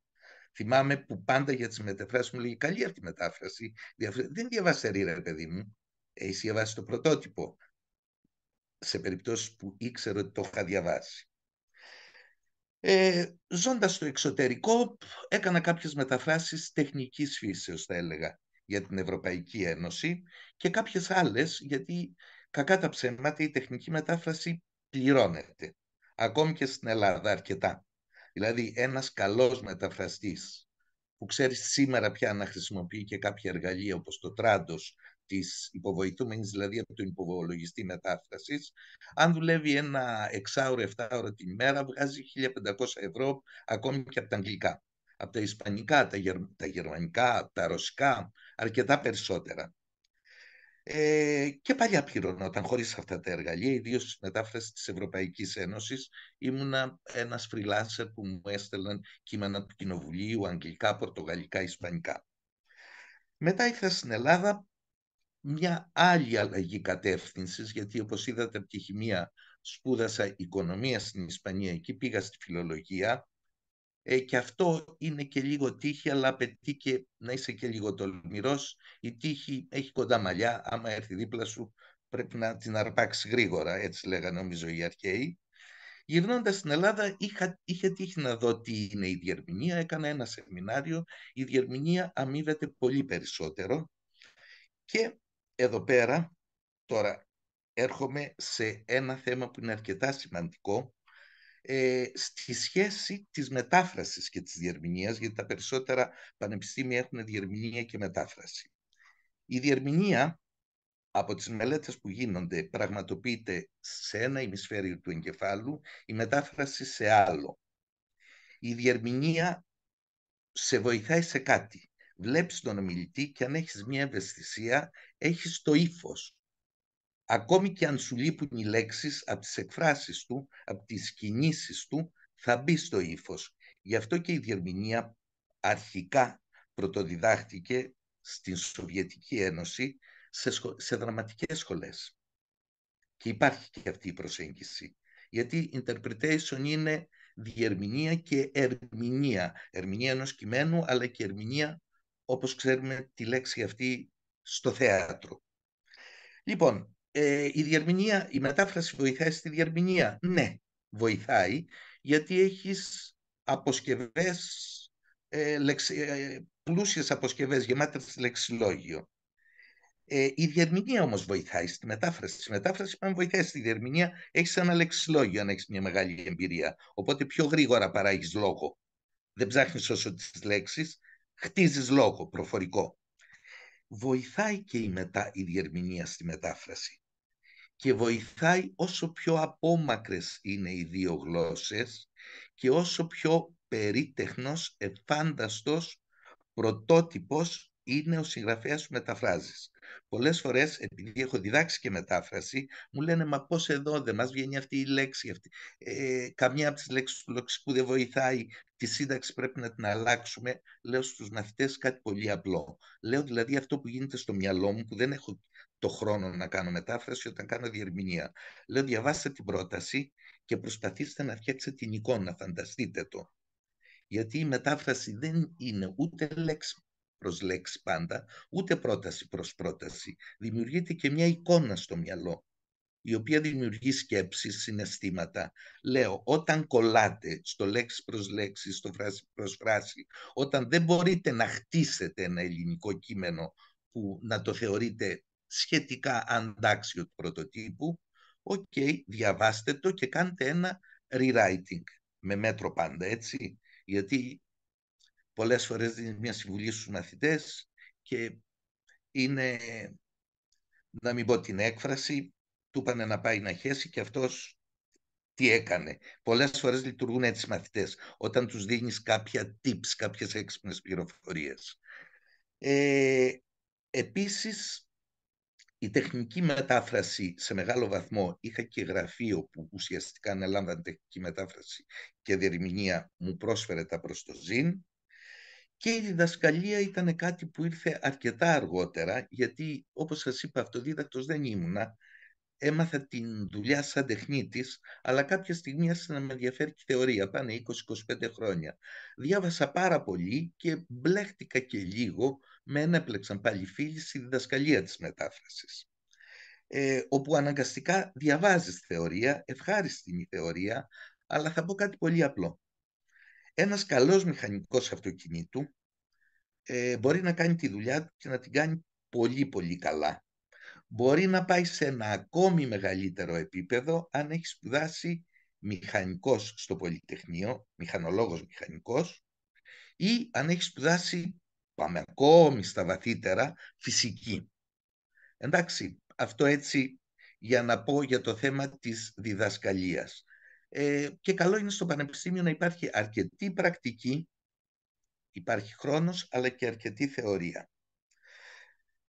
Θα ήθελα να πω δύο πράγματα ακόμη προτού κλείσω. Πρώτον, τι άλλαξε στη μετάφραση από τα χρόνια εκείνα τα παλιά που έμπαινα εγώ στο επάγγελμα, δεκαετίας του 80. Εν μέρει μπήκα στο επάγγελμα, ποτέ δεν έζησα μόνο από την λογοτεχνική μετάφραση. Υπήρξαν εποχές που έζησα μόνο από τη λογοτεχνική συν την τεχνική, μετά μπήκε και η διερμηνία, μπήκαν και άλλα πράγματα, είχα και μια επιχείρηση, υπήρχε κάποιο κέρδος στη διδασκαλία. τότε είχα μια αντίληψη ότι δεν μπορώ να ζήσω μόνο από τη λογοτεχνική μετάφραση. Τη διατηρώ ακόμη και σήμερα. Πιστεύω ότι επί της ουσίας, με βάση το κόστος ζωής, οι αμοιβές μάλλον έχουν πέσει. Και δεν συμφωνώ και τόσο με κάτι που υπόθηκε ότι η καλλιτεχνία δεν αμείβεται. Άλλες καλλιτεχνίες αμείβονται. Ένας ηθοποιός μπορεί να φτάσει να κερδίζει και εκατομμύρια, και ένας ζωγράφος. Ο πιο καλός μεταφραστής όμως, το έχει πει αυτό μια συνάδελφος από τα πορτογαλικά, η Μαρία η Παπαδήμα, που λέει τελικά για το κέφι μας, για να μην πω άλλη λέξη, την κάνουμε τη μετάφραση. Όταν εγώ βλέπω ότι οι μαθήτριές μου, καλές μαθήτριες, τελικά αμείβονται όσο κι εγώ. Λοιπόν, αυτό δεν άλλαξε από παλιά. Δύο πράγματα έχουν αλλάξει. Το πρώτο που έχει αλλάξει είναι ότι έχουμε το ίντερνετ. Και έτσι αυτό που είπε ο κύριος Λαλιώτης πριν, αν είναι επιμελής και έχει μάθει να δουλεύει και έχει μάθει να αμφισβητεί τα πάντα και να τα θέτει υπό αίρεση όταν μεταφράζει ο μεταφραστής, και αν είναι και λίγο ύποπτο, καχύποπτος, μπορεί την έλλειψη εγκυκλοπαιδικών γνώσεων κουτσά να την καλύψει. Και μάλιστα όταν ανακαλύψει κάτι που θα έπρεπε να το ξέρει, αλλά τι να κάνουμε, έχουν αλλάξει και ήδη δεν το ξέρε, θα μας βάλει και μια σημείωση, γιατί ανάλογος μεταφραστή, πολλές φορές όσον αφορά την άγνοια, είναι και ο αναγνώστης. Κοπέλα, γνωστή, φίλη, 45 ετών, που ασχολείται και με την πολιτική, κάτι μετέφραζε και αναφερόταν στη μεγάλη πορεία, νομίζω γαλλικά ήταν, Grand Marché, κάπως έτσι είναι γαλλικά, του Μάο. Δεν ήξερε τίποτα. Ποια μεγάλη πορεία, λέει. Τότε που γνωριστήκαμε, έλεγε ένα κείμενο στη μεγάλη πορεία. Λέει, ποια μεγάλη πορεία, και με κεφαλαία. Έτσι λέω, ίντερνετ, βάλτο, θα το βρεις.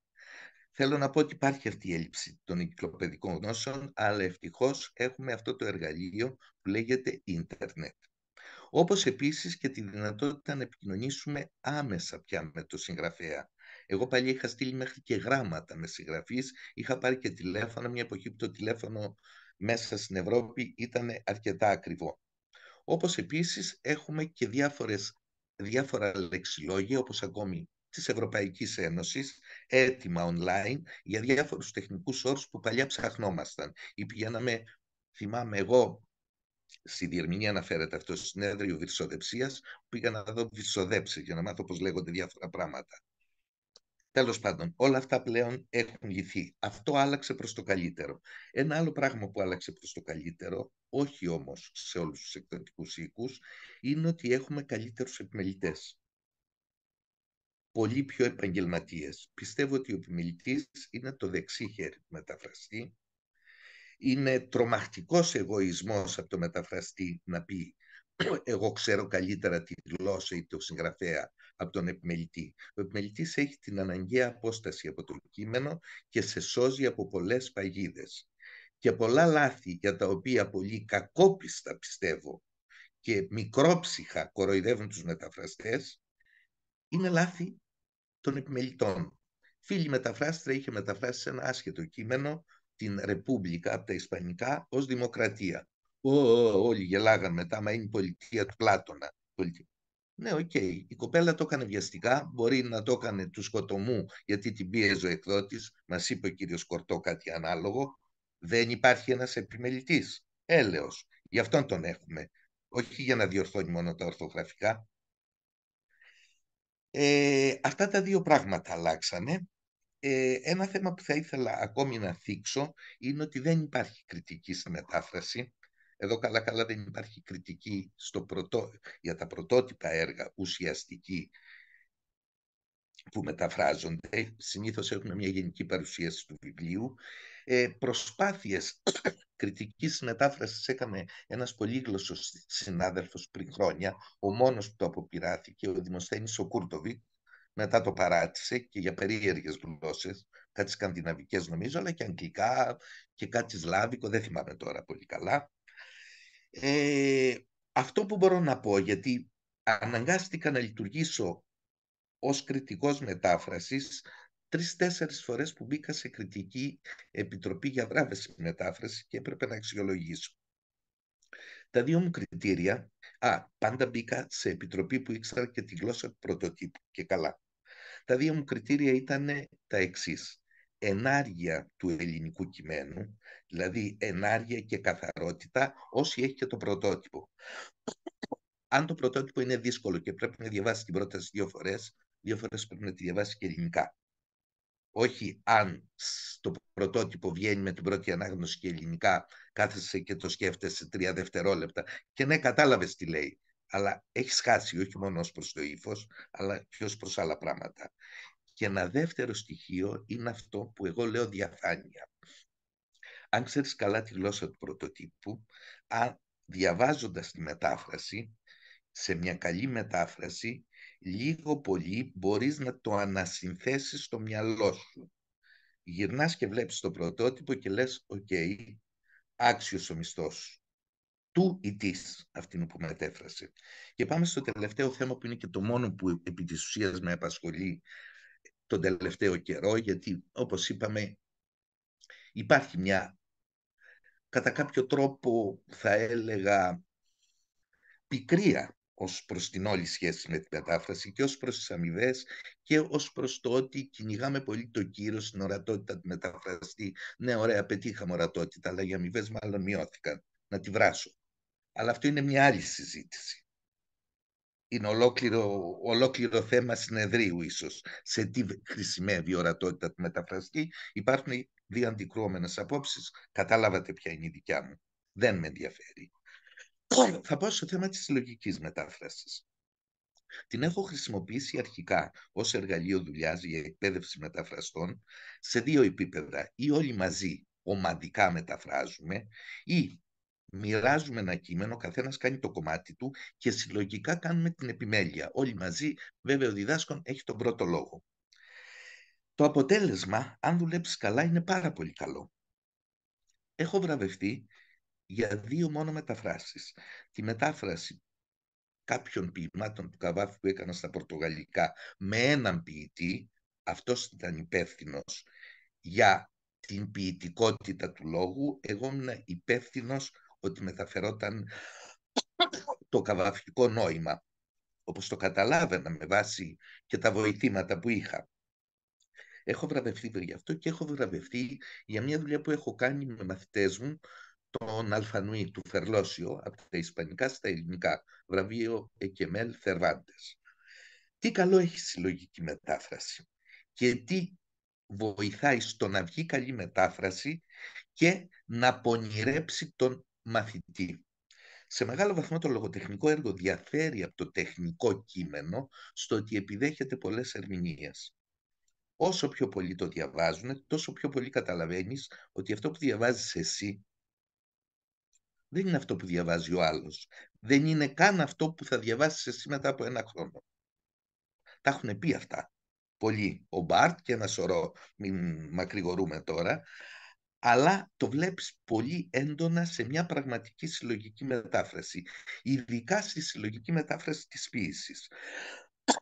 Που έχω βρει εγώ, έχω μείνει έκπληκτος μπροστά σε μαθητές ή μαθήτριες που ίσως δεν ξέρουν τόσο καλά ισπανικά ή πορτογαλικά, δεν ξέρουν ίσως τόσο καλά από ποίηση, δεν διατρύψει θα λέγαμε, και όμως βλέπουν κάτι που ναι, δεν το είχαμε δει άλλοι και που ναι, στέκει.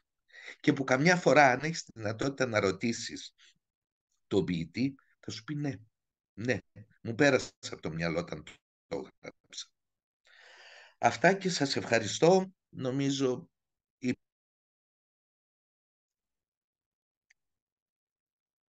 εμείς σας ευχαριστούμε πάρα πολύ. Και με τη δική σας ομιλία κλείσαμε με όλες τις ομιλίες. Νομίζω ακούσαμε πάρα πολλά ενδιαφέροντα πράγματα. Και πολλές οπτικές της μετάφρασης, ο καθένας από το πόστο του.